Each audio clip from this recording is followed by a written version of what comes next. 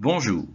En ces temps difficiles où nos églises sont fermées ou partiellement fermées, les messes y sont célébrées sans le peuple de Dieu, je vous propose de découvrir ou de redécouvrir nos églises et ce qu'elles abritent, les trésors spirituels qu'elles contiennent, en attendant de nous retrouver tous ensemble. Bonjour. Cette petite vidéo a pour but de vous présenter les différents saints et saintes que l'on trouve représentés à l'intérieur de la cathédrale Saint-Spire de Corbeil-Essonnes. Nous allons faire une présentation chronologique de ces saints. Alors nous allons commencer par les temps évangéliques et même pré-évangéliques avec une jolie représentation de Sainte Anne, la mère de la Vierge Marie. Bien sûr, on trouve de très nombreuses représentations de la Vierge Marie à l'intérieur de la cathédrale de Corbeil. Saint Joseph, l'époux de la Vierge Marie et le père nourricier de l'enfant Jésus, est représenté par cette jolie statue dans le bas-côté sud.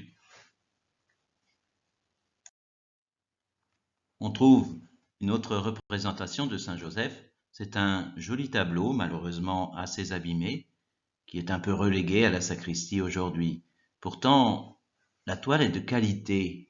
Le visage de Joseph est tourné vers le ciel et le visage de l'enfant Jésus nous regarde. Autre personnage très important du Nouveau Testament et contemporain de Jésus, c'est bien sûr Jean-Baptiste. On le trouve représenté dans un joli vitrail au fond de la cathédrale. Les différentes étapes de la vie du saint sont représentées. En haut, c'est l'ermite qui prêche au désert. Au milieu, c'est le Christ baptisé par Jean dans les eaux du Jourdain.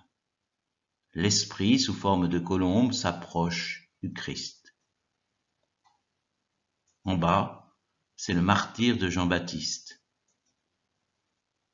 Il est décapité dans sa prison et sa tête est remise à Hérodiade.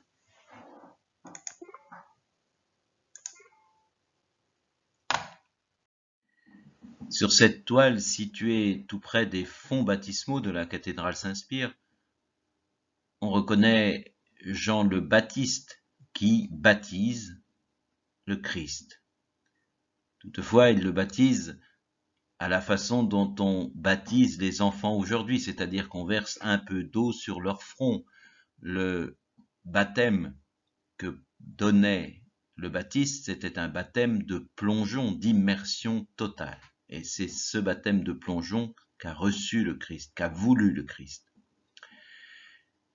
Sur cette toile, le Baptiste porte le vêtement rouge de son futur martyr. Quant au Christ, il a une très belle attitude de soumission, les bras croisés sur sa poitrine. Il accepte de prendre le péché du monde et notre nature humaine. Une chapelle du bas-côté nord de la cathédrale est dédiée aux saints apôtres. Elle est décorée par de très belles boiseries qui proviennent certainement de la salle du chapitre de la collégiale Saint-Spire. 10 des 12 apôtres y sont représentés. Saint-Pierre n'est pas représenté parmi ces boiseries, mais on le trouve sur un tableau dans la même chapelle.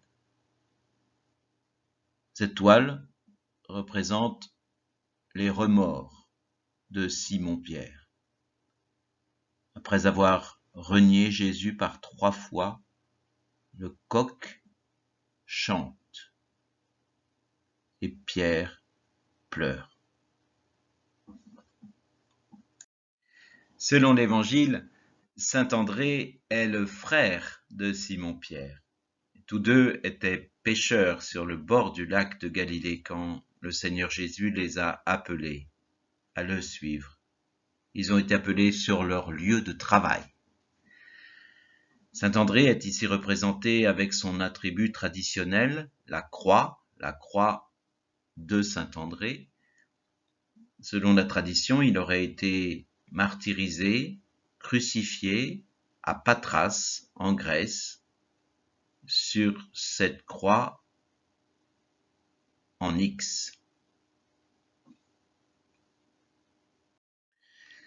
Saint Jacques, dit le Majeur, était lui aussi pêcheur sur le lac quand Jésus l'a appelé. La tradition apporte que, après la Pentecôte, Saint Jacques aurait beaucoup voyagé et aurait porté l'Évangile jusque en Espagne. Et puis il serait retourné en Palestine, aurait été exécuté, et mystérieusement, miraculeusement, son tombeau serait reparti en Espagne. C'est là qu'il est vénéré à Saint Jacques de Compostelle. Saint Jacques est souvent représenté avec son habit de pèlerin. L'apôtre est aussi représenté à la cathédrale Saint-Spire par une jolie statue qui se trouve dans le chœur. On le reconnaît à ses attributs de pèlerin jacquais avec un costume orné de coquilles. Et puis notre apôtre Saint Jacques est représenté sur un des grands vitrails du chœur de Saint-Spire. Il était en effet le patron d'une des églises disparues de Corbeil qui était située sur la rive droite.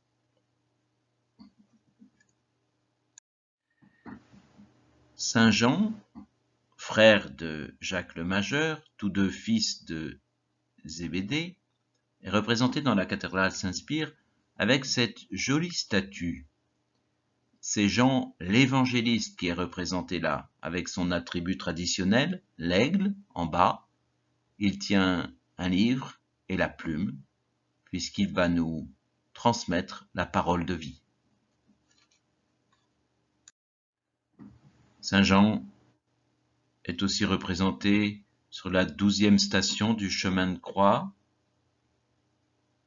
Au pied de la croix, il soutient Marie et la prendra chez lui après la mort du Sauveur.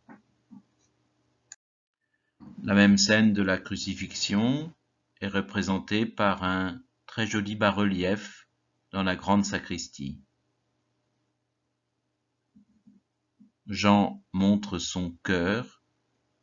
C'est dans le récit de la Passion selon saint Jean qu'on nous apprend qu'un des soldats va transpercer le cœur du Christ et qu'il y jaillira du sang et de l'eau. Enfin, le même saint Jean est représenté dans la série des bas-reliefs sculptés de la chapelle des Saints Apôtres. Saint Jean bénit une coupe empoisonnée et le poison s'échappe sous forme d'un petit serpent. L'apôtre Saint Philippe était lui aussi originaire de Bethsaïde sur les bords du lac de Galilée. Il est ici représenté en marcheur infatigable. Il portera l'évangile jusqu'en Phrygie, c'est-à-dire en actuelle Turquie, où il subira le martyre, crucifié et lapidé.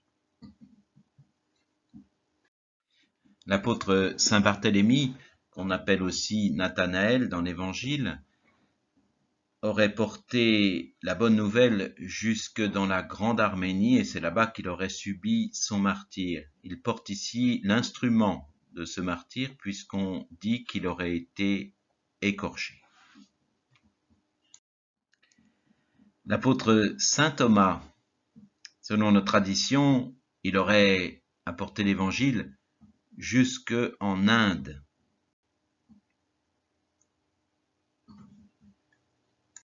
Selon l'Évangile, l'apôtre Saint Matthieu s'appelait Lévi quand il a été appelé par Jésus alors qu'il était collecteur d'impôts.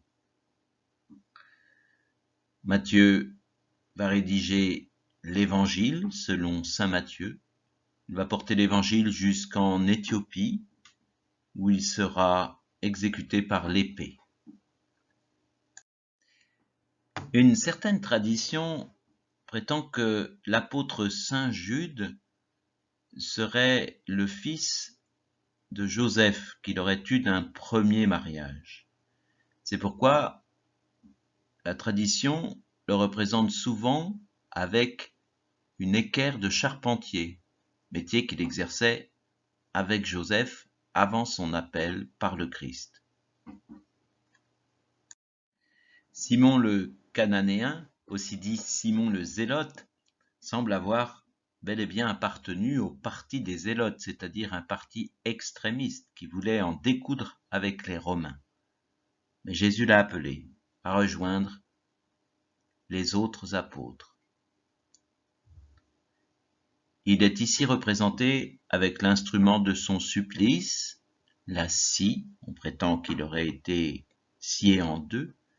À noter également que tous ces apôtres qui figurent dans ces beaux bas-reliefs de la chapelle des apôtres de la cathédrale Saint-Spire sont tous représentés pieds nus.